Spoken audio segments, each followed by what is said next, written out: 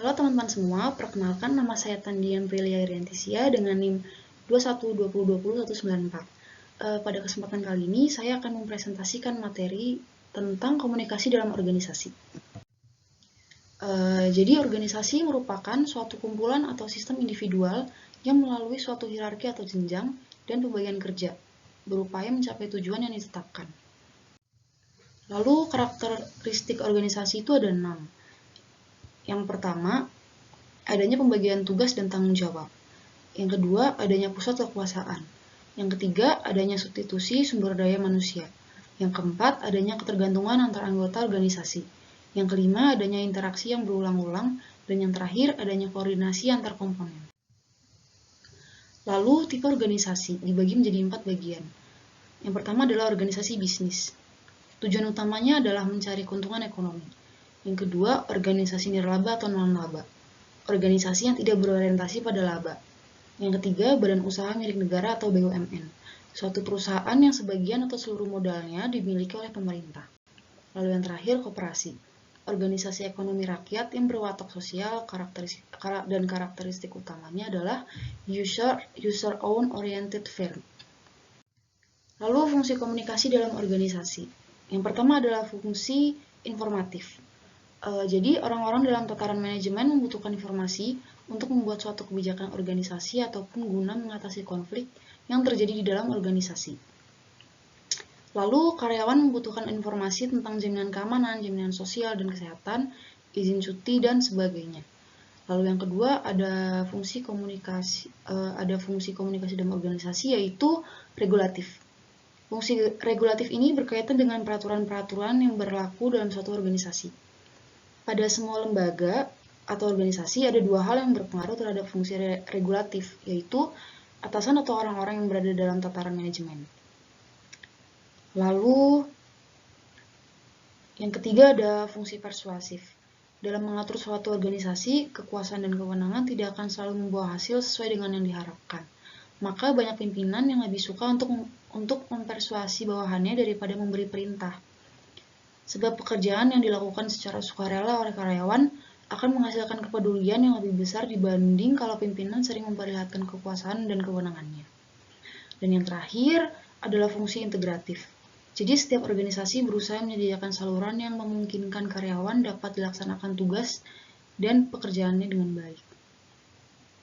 Saluran komunikasi formal dan informal. Jadi formal itu kayak newsletter atau buletin dan laporan kemajuan organisasi. Kalau informal, perbincangan antar pribadi selama masa istirahat kerja, pertandingan olahraga, kegiatan derma wisata. Pelaksanaan aktivitas ini akan membutuhkan keinginan untuk berpartisipasi yang lebih besar dalam diri karyawan terhadap organisasi. Lalu komunikasi lintas budaya.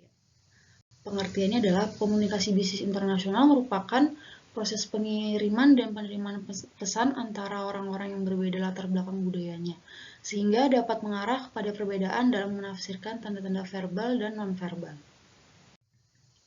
Konteks budaya. Jadi konteks budaya itu ada dua, high context dan low context. Jadi high context itu masyarakat yang cenderung menganut budaya kolektif yang cenderung menyampaikan pesan secara berbelit-belit dengan banyak menggunakan simbol, kiasan, dan kata-kata halus yang dirumuskan sebagai high context. Lalu untuk low context, masyarakat yang mengartikan dan menyampaikan pesan tanpa banyak basa-basi. Jadi mereka menyampaikannya itu lewat aris sungguhnya, tanpa kiasan atau cara yang berbelit-belit agar bisa dimengerti.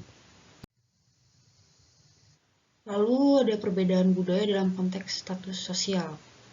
Itu ada 4, terhadap materi, terhadap peran status, penggunaan cara dan sopan santun, lalu yang terakhir konsep waktu. Yang terhadap materi,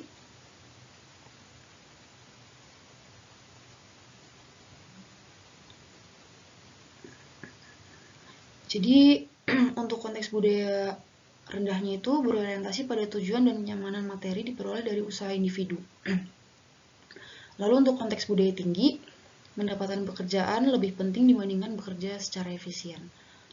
Lalu untuk Yang kedua, peran dan status itu konteks budaya rendahnya adalah dapat menyapa atasan tanpa menggunakan gelar seperti bapak atau ibu.